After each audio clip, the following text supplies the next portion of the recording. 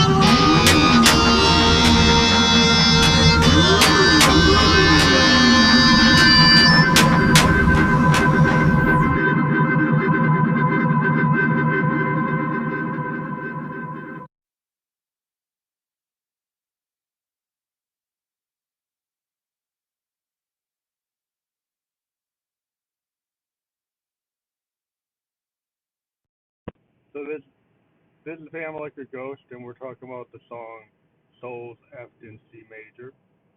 And a lot of times, what we do with songs, as I've talked about this before, is we'll do multiple variations. Like Neil Young did on Freedom, he did Rockin' in the Free World, an acoustic live version, and then the kind of rocked out grunge version that was similar to like a Rust Never Sleeps type of song, like Hey Hey My Hey Hey.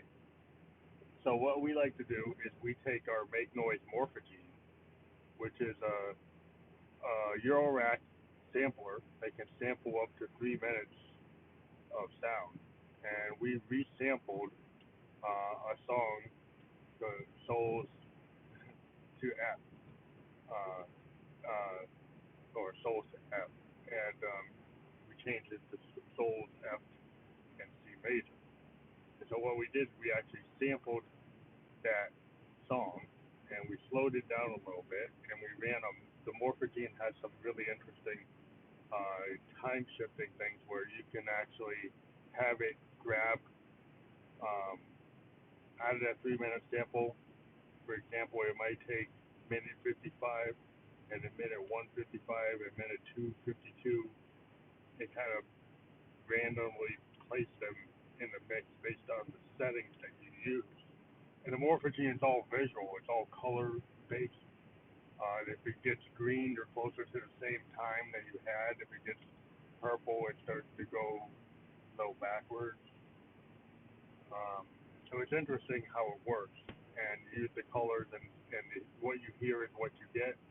So you listen to how it operates, and you basically, as a musician, you choose to play with the knobs per function on it in real time, and then we record it right into our Zoom. But what we did before we put it into the Zoom R24, we actually took the VCA and brought it into the Mother 32, which is a semi-modular synth from Moog. And what that did allowed us to like boost the signal of the VCA, and then also run it through the ladder filter of the Moog Mother 32. So we were able to add some cutoff and through the ladder filter, we were able to add some resonance, some gain on it through the envelope generator, and that kind of gave it a bigger signal. Then we introduced our Moog grandmother. We did a sequence, and then we ran it through the high pass filter. We ran it through the envelope generator. We added a third oscillator by using the LFO as an oscillator, and we kind of went crazy with the sound. With the modulation wheel, you can kind of push it up to actually turn on the LFO. We did an override of all this sound directly into the VCA, the voltage control amplifier in, kind of boost the signal, and then we used the spring reverb to taste kind of knob per function playing different sequences. The cool thing about the grandmother is you can actually alter the sequences. So sometimes the sequences are played kind of high up on the keyboard at the top of the board, and then sometimes they're played with our bass notes. And then we basically ran this sample and then live played the grandmother on a through our Zoom and created this new tune. And then we added near the end we added some Juno GI keytar, some atmospheric keytar. And we also, what's on this track you'll hear is a System 1M from Roland, which really does play well with the analog sounds because it's an analog behavioral modeling set, and it shows the power of the analog behavioral modeling technology before FGPA and things like the UDO Super 6 and the Novation sense. You have the System 1M and the System 8. System 1M, we really love it, and it makes us want to go get a System 500 from Roland, which is a full analog synth that they have. It's a Eurorack thing. It's something we would love to get if it's like $3,000. We're really looking to get another polysynth. And the thing is, because we like to play piano, the polysynth we'd like to replace the Juno with is probably the Jupiter X or a Prophet X. The Prophet X would give us something we never had. We've never had that kind of profit flow, and it's really got interesting stuff.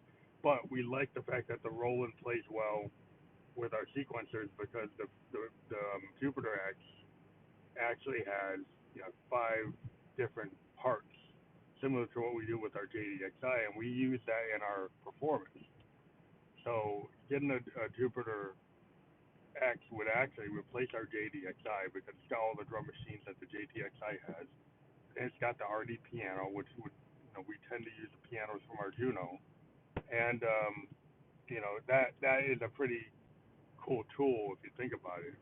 Now the XM is a smaller footprint, which means we could actually get an XM, pull the JDXI out, and use that as a replacement in 1500 versus 2500. But we like the idea of the Jupiter has the classic Jupiter 8 workflow on the piano, which for sound design is something we're very interested in. It's got a really good sequencer.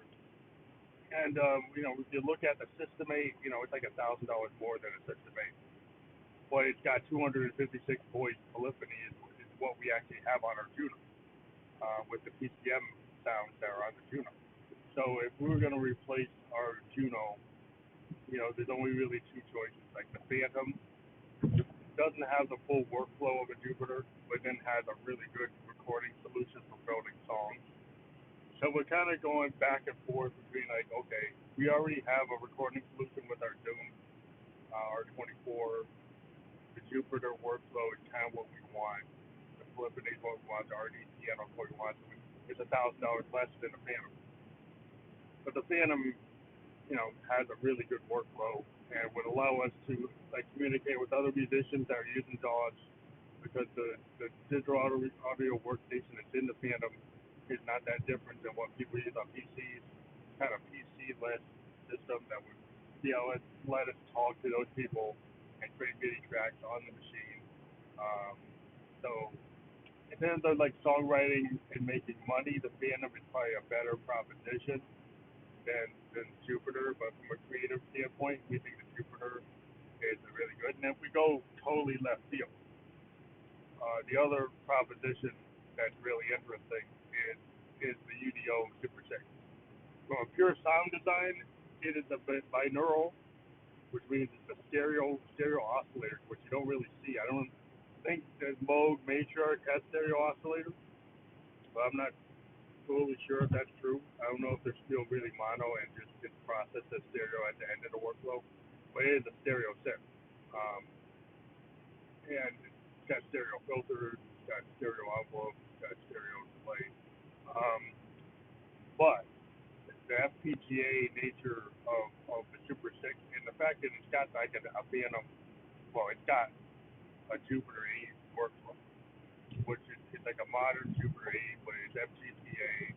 It's got analog filters and envelopes, but it's got digital waveform oscillators. So it's kind of going like HydroSense, a little bit more than HydroSense, and HydroSense not FPGA. But the other thing we're looking at is a short-term solution for $800 to get the HydroSense and get ourselves a wavetable set and actually get the desktop and put it into our desk in our rack solution where it would sit with our System 1M, and then we would run it with either our Moog grandmother as a MIDI controller, or use the Juno, or go get a key step specifically for it, and then run it with the key step. So that would give us like a brand new sound design that's actually probably the most cost effective of all these things, because you know the HydroSense $800, the Jupiter XM $1,500, the Phantom $2,500. The Jupiter 8 $2,500, and then the Phantom's like $3,500. So out of all those, the cheapest one to get a new sound design capability would be the Hydro. The next up would be the Jupiter XM, but it doesn't have the full workflow of the Jupiter. And then really, then you look at the UDO, it's like $2,500. And the UDO is really interesting because it's a different company. It's a brand new synth, kind of like HydroSense. They do something different. We could still use our Juno for their pianos, and we probably would end up, we still love to use our JDXI, so we got to figure out where we put it. like in our workflow, we still need the Juno. That's kind of the problem. We're running out of room in our rack, in our stand, to figure out what we're going to use. And so to replace the Juno, then we lose the piano. That's kind of like the only other thing we could do is try to get a rack mount, like an Integra. And if we got the Integra, then we could use the Integra 7 to have all the sounds we need in terms of piano, supernatural stuff that we do with the Juno, put it in the rack, and then actually have the you know have a Hydrosense running, or use the Juno to run it, or go get a an Arturia solution to do it. So we're looking at different options, and we hope you like this song. Again, this is a variation of a song we already put out, Soul to F, and we think it's very interesting. Hope you like it. Thank you.